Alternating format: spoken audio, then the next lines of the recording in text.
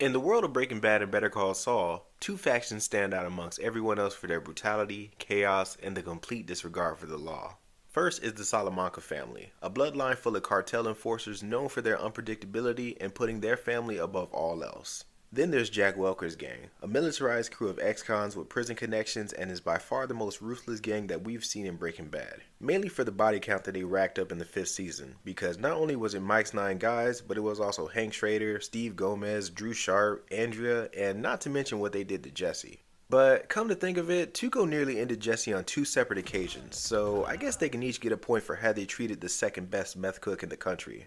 But Jesse torture aside, the question that we're answering today is one that I've been curious about for a while. And that is, in an all-out war, who wins between the two? The Salamanca family or Jack's crew?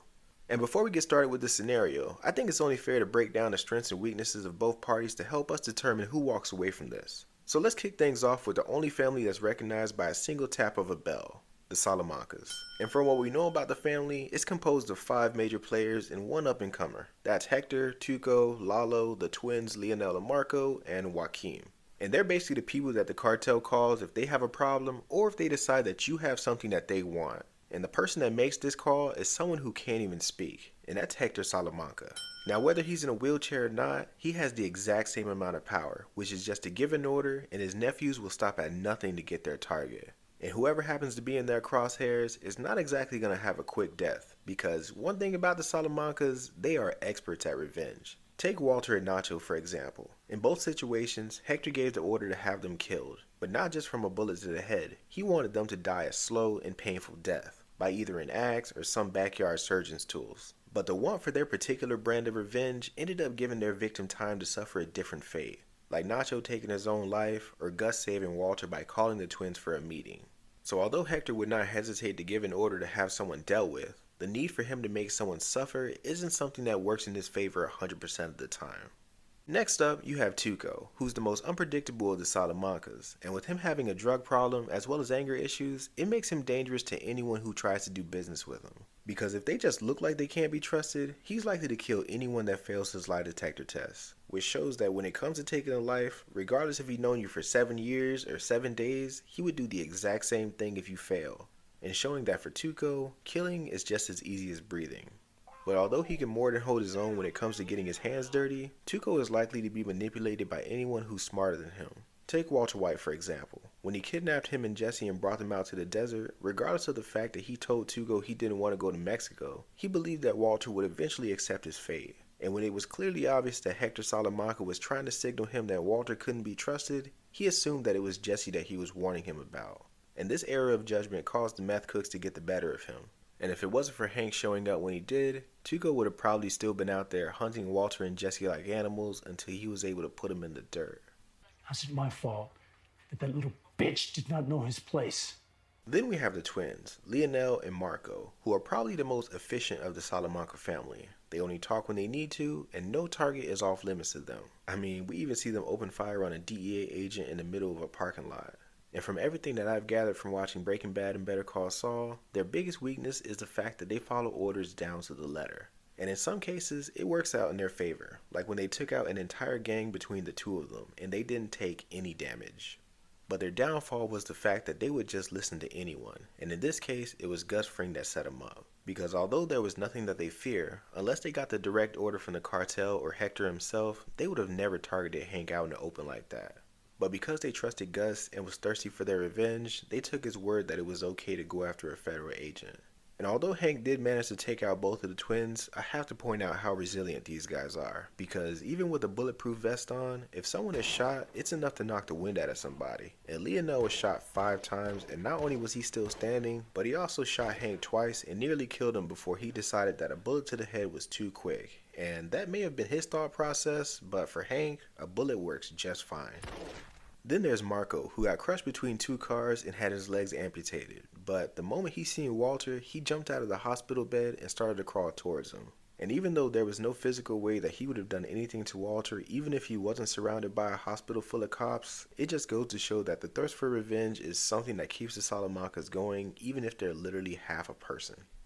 Next up, we have someone who's an amalgamation of all the Salamancas, and my personal favorite, Lalo, who I would describe as someone who has all the strengths and none of the weaknesses of the other Salamancas. He's unpredictable like Tuco, but yet willing to listen when he needs to. But at the same time, he wouldn't just blindly follow orders like the twins. And in some cases, he would go out on his own to get his answers, even if sometimes he had to go to a different country just for a clue. And when he had everything he needed to expose Gus to the cartel, he reveled in his victory a little too much, and he gave the Chicken Man time to even the score between them.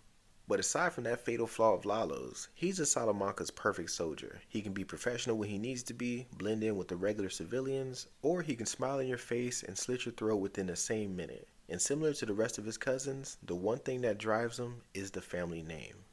And now that I covered wait, never mind. There's still Joaquin Salamanca, who's just a low-level member of the cartel. But if I had to imagine what he would have been like across the border, I'd say he would have been similar to the Salamanca twins, but not as precise, especially if a shootout with Jesse is anything to go by. But all in all, the Salamanca family is a group of individuals that will stop at nothing to ensure that their honor is protected, even if it comes at the cost of their own lives. And if you're lucky enough to survive an encounter with one of them, it's a pretty much guarantee that your life will never be the same. That all you got? Get on the ground! But now, let's talk about Jack Welker's crew and what makes them so formidable in the world of Breaking Bad. Because for a group that only appeared 6 times in the final half of the series, the impact they had was far beyond anything that Gus Fring ever delivered. Because where the Chicken Man was willing to give warnings and numerous chances before he acted, Jack was the complete opposite. And if he wanted you dead, there was nothing standing in his way to stop him. And no matter how much you begged or tried to negotiate, his mind was made up the second you crossed his path. Sorry, man. Just no scenario where this guy lives. No, listen! But what makes Jack and his gang such a destructive force is the fact that they essentially move as a singular unit. And anything that Jack wants to do, the gang doesn't even question it, they just get it done. And with him having decades of experience in the criminal underworld, he has an untold amount of connections from prisons to military backgrounds and even certain brotherhood gangs that I'm not sure that I can mention on YouTube. But everything that he's done in his life has led him to a point where he's living off the grid in a fortified compound and has enough guns to supply a small army. And with his type of leadership, he's the literal definition of shoot first and ask questions later. And as for the rest of the gang, we don't really know much about anyone other than Todd and Kenny, who is the second in command and the nephew. And although Jack is the one to make the final call, they will be the only two to voice their concerns of anything that can affect the crew in the long run that Jack would actually listen to. Such as when Todd stopped him from killing Jesse because he was working with Hank and Gomez and he knew that information was out there. Which was the best call that they could have made because Jack would not have hesitated to kill Jesse and that would have came back to haunt them before they knew it. And it shows that they aren't just a group of mindless criminals always out for blood, and even if it's not a particularly good reason for the chaos, they still have their reasons. Like in Todd's case when he killed Drew Sharp. He was told by Jesse and Walter that no one could ever find out about the train heist. And on the day of the heist, after everything went perfect for them, they spot a little boy watching them from a dirt bike. And remembering what Walter and Jesse said, Todd shoots and kills the boy without even a second thought. But not because he wanted to, but simply because to him, the instructions were clear. No one, other than us, can ever know that this robbery went down. Got it? Yeah, absolutely. And as for Kenny, who is the second in command, he's more of an extension of Jack when it comes to brutality. And the best example that I can point to is the moment before the shootout started. And while Hank and Gomez are at a standoff with the crew, Jack looks over to Kenny and without even saying a word, he's the first to start shooting. And when the dust cleared and he checked their IDs, after mentioning that they're DEA agents, there's not an ounce of panic on Jack or Kenny's face. And instead, he just calmly gets ready to shoot Hank. And with how nonchalant they were in this scene, it gives me the vibe that they've done way worse. And for them, it was just another day. These guys are DEA. Now, as for the rest of the gang, they're just low-level soldiers who consist of ex-cons with some kind of military background. And what they all have in common is being completely loyal to Jack. But as we've seen in the finale of Breaking Bad, sometimes Jack's emotions can get the best of him. And when Walter called him a liar, he was determined to prove him wrong before killing him. And no matter what Todd said to try to snap him out of it, Jack just wouldn't listen. And it turned out to be a mistake that cost him his life as well as everyone in the entire gang.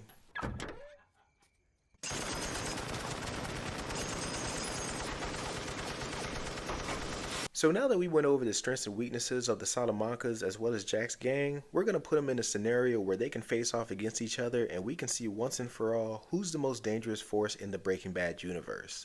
But before we get started, I gotta lay down a few ground rules to make sure this scenario is fair. First off, there's not going to be any Walter White, Jesse Pinkman, or Gus Fring in this story. Maybe a mention, but not an appearance. But with that being said, Hector Salamanca will still be in a wheelchair, and as for the rest of the Salamanca family, everyone will be in this story, with the exception of the Abuelita. And as for Jack's crew, I don't think there's anything I need to add or subtract with them, so with all that out the way, let's get into it. Our story begins with Jack and his crew at the compound, and when he gets word from one of his guys in prison that a cartel shipment is passing through the Texas border, he's told that it will be carrying millions of dollars worth of product and cash, basically enough to have them set for life. And after weighing the pros and cons of taking on the cartel, the gang would decide that a few Mexicans wouldn't be anything that they couldn't handle, and if they play their cards right, nobody would even know that it was them. So viewing this as an easy target, Jack and his gang, along with a couple high-powered rifles and a few bulletproof vests, heads over to the border and waits for the shipment to arrive. And within a few hours, they would see the truck that they've been looking for. So while wearing some high-visibility vests and posing as road workers, the gang manages to get the upper hand on the truck drivers, and without a second thought, they kill them, take the product, and drive off a couple $1 million richer. But although there was no cameras or witnesses around to see them, there was a tracker in the money that they took. Because ever since Mike stole the $250,000 money drop from Hector, the Salamancas would be a bit more careful with how they move what's theirs. And when this news makes it back to the cartel, Hector's eyes burn with rage. And with this robbery happening within the Salamanca territory, they would take it personal, as if though someone just stole directly from their pockets. So after every member of the family met up at Lalo's hacienda, they were all told what happened to their product by Juan Bosa. And with this being a significant amount of money and product that was taken, they're given orders to retrieve it by any means. And before Juan Bosa leaves, he would ask, "Will you be needing any help with this matter? Because I can always reach out to Fring for..." But he would just be cut off by the sound of a rapidly tapping bell from Hector Salamanca. And Lalo would just smile and tell him, "Well, I guess you got our answer. And besides, I'm pretty sure we can handle it. Now, go tell Eladio that we should have it all back before dinner time." And as Bosa walks out the front door, Joaquin gathers everyone around and he would say with the device in his hand, "Before I got here, I used the tracker to find the location of who exactly had our stuff. And from what I seen, it looked like a gang of hillbillies in a gated off area." And while everyone would seem to follow what Joaquin was saying, Tuco would be off in the corner snorting some meth off a knife and barely paying attention. But when Lalo calls him over saying, "Hey Tuco, how do you feel about taking a road trip to go see some hillbillies?" And Tuco says, now high on meth, "Yeah, I'm ready. A couple hillbillies out in the country? We'll put them all in the ground." And Lalo responds saying, "Nice, now that's what I want to hear. Now, Joaquin, is there anything else that we should know about these guys?" And Joaquin says while still looking at the tracking device, "Well, aside from the fact that anyone trying to take what we have is local, I'd say we shouldn't take it easy on these guys. And being that they're white boys, we gotta assume that they must know some shit." And Lalo says in Spanish while looking at the twins, "And what do you guys think?" And the twins would just look at each other, and Lionel would say, "I'm driving," as they both start to walk outside to the car. And while everyone follows behind, Tuco goes over to Hector and says, "When we get back, Theo, I'm cooking a feast." And he smiles as he gently pats him on the stomach before leaving as well. After about 2 hours of driving, the Salamancas are within distance of Jack's compound, and seeing the fortified area, Tuco says almost unimpressed, "So, is that it?" And Joaquin says, "Yeah, that's the place. Tracker took me right here." And Tuco responds, "I thought it'd be bigger, but whatever. Let's get to work, boys." So after leaving Joaquin at the top of the cliff to prepare a sniper rifle, the rest of the Salamancas drive full speed directly through the gate and would end up crashing through the main clubhouse. But luckily for Jack's crew, there was only some low-level soldiers in the clubhouse at the time, and 2 of them were killed by the car, and Tuco would end up poking his head up and shooting the last one inside. But with all the commotion going on, Kenny, Jack, Todd, and a few other gang members come from another part of the compound, and seeing a random car stuck inside the clubhouse, they would start to open fire on it. But by then, Lalo, Tuco, and the twins have all taken cover, and as Jack and his crew hold their fire, they begin to approach while yelling out, "I don't know who you are, but you gotta be a different kind of crazy to be coming through this part of town." And Lalo yells back in response, "We're the Salamancas, and you took something that doesn't belong to you, and, well, we want it back." And him and the twins return fire and forcing Jack, Todd, and Kenny to now hide behind cover. and this gives Tuco a chance to circle around and get behind the gang. But because of the training that Kenny had from the military, he would suspect a flank, and right as Tuco rounds the corner, Kenny would shoot him in the shoulder. But Tuco being hopped up on meth, he would act like he didn't feel anything and he returns fire on Kenny. But with him having a bulletproof vest on, it takes a lot more for Kenny to go down. And similar to Scarface, Tuco would take a few more bullets in the chest before he hits the ground. And as he struggles to breathe with Kenny standing over him, a shot is fired and Kenny would fall to the ground. Because unknown to Jack's crew, Joaquin would be watching the whole thing and he managed to get a clean headshot on Kenny. But sadly, it came at the cost of Tuco's life. And right when it looked like it was just Todd and Jack left, the last two low-level soldiers come to their aid and return fire on the Salamancas. And Jack yells out, "If you don't want to end up like your friend here, you'd give up now. Maybe there's still time to save yourselves." And that's when Lalo yells over the gunfire, "You killed my favorite cousin." And as he steps out to shoot one of the low-level soldiers, Todd ends up grazing him in the leg and forcing him to hold himself up by the wall that he's taking cover behind. And as Jack's gang continues to circle the remaining Salamancas, Lionel and Marco show no fear and they would end up killing all the low-level gang members and bringing Jack's numbers down to just him and Todd. But as Marco is focused on reloading his gun, Jack pops up and he's able to kill Marco with a headshot. But the second Lionel sees his brother goes down, he returns fire and shoots Jack 3 times in the chest. And before he can deliver the killing blow, Lalo yells for him to stop because they still need to get answers out of him. So while Lionel helps Lalo walk towards Jack, they wouldn't even realize that Todd is still alive. And as they stand over the wounded Jack, Lalo would say to him, "Yeah, there's no sugarcoating it, man. You're gonna die here. But we can make it quick, or we can make it not so quick. Just tell us where our stuff is." And as Jack is coughing up blood, he reaches for a cigarette to try to numb the pain. And after blowing out some smoke, he says to them, "So, it was you guys that we robbed, huh?" Color me impressed. But as Jack is trying to stall, he would see Todd slowly approaching behind the Salamancas. And right as he's about to squeeze the trigger on Lalo, once again, a shot is heard from the distance, and they turn around to see Todd on the ground and now bleeding from his leg. And Lalo would just point and smile in the direction of Joaquin and says, "Man, that guy is a hell of a shot." So now with Todd and Jack both bleeding out, the Salamancas now have options as to who they want to get information out of. And Lalo approaches Jack once again and says, "Listen, this is your final warning, because if I can't get the information out of you, I'm positive I can get it out of him." He says, referring to Todd, and Jack thinks for a moment because in his position, he knows that neither him or Todd is leaving there alive. And knowing the rumors about what the cartel is capable of, he would prefer that if they're gonna die, they can just make it quick. So for the sake of his own nephew, he decides to tell him where the money is. And while Lalo stays to keep an eye on Todd and Jack, Lionel searches the area for their stuff. And while he's gone, Lalo decides to get to know them a little better. And he says, "Hey, what's your name, kid?" And as Todd is holding the wound, he would say, I'm Todd, sir." "Todd? Okay, that's a nice name. A little plain, but it's a nice name. And you?" Lalo says, now looking at Jack. But with him being someone that doesn't want to be toyed with, Jack just stays quiet. But his silence is interrupted by Lionel, who comes back out with one of several duffel bags and he signals to Lalo that they got what they came for. And Lalo directs his attention at Jack and gives him a smile of pure joy and terror. And he says to him, "Well, Todd, you're coming with me. But as for you, Mr. No Name, I don't think we need you anymore. And as promised, I'll make it quick." And he shoots Jack point blank in the face.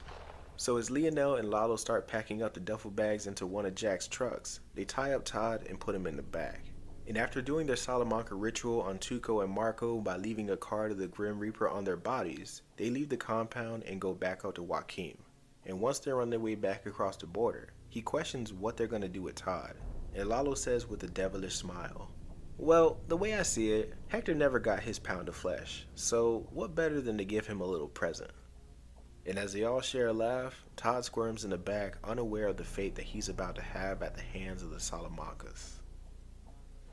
Hey guys, thank you so much for watching this video, and I hope you enjoyed this death battle. And even though it was pretty obvious that the Salamancas were going to win, Jack's crew didn't exactly go without taking a few people with them. And for as many times that I workshopped this scenario, there was no situation that I can come up with where Jack and his crew wins. And I have to say, I felt like the ending was so satisfying, especially considering what happens to Todd because, hey, justice for Jesse, right? But that's just me. But now I want to hear from you guys. What'd you think of this video? Did you like it? Is there anything that you changed? And what's another video that you'd like for me to cover? Whatever it is, let me know down below in the comments and I'll do my best to respond. Until then, my name is Merge. Later.